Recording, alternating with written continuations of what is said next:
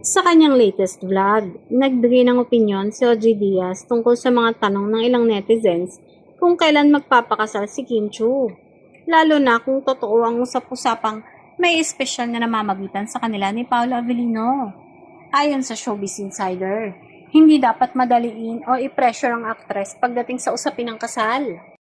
Ani OG, walang itinakdang tamang edad para magpakasal dahil magkakaiba ang sitwasyon at pinagdaraanan ng bawat tao.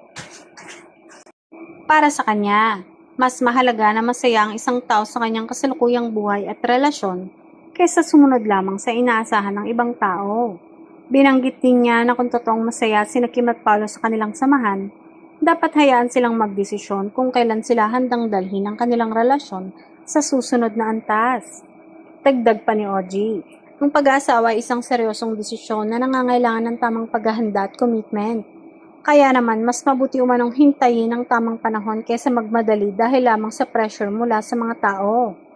Matagal nang iniuugnay sina Kim at Paolo sa isa't isa dahil sa kanilang mga proyekto at closeness. Ngunit nananatiling pribado ang dalawa pagdating sa tunay na estado ng kanilang relasyon. Dahil dito, patuloy pa rin ang iba't ibang haka-haka ng kanilang mga tagahanga.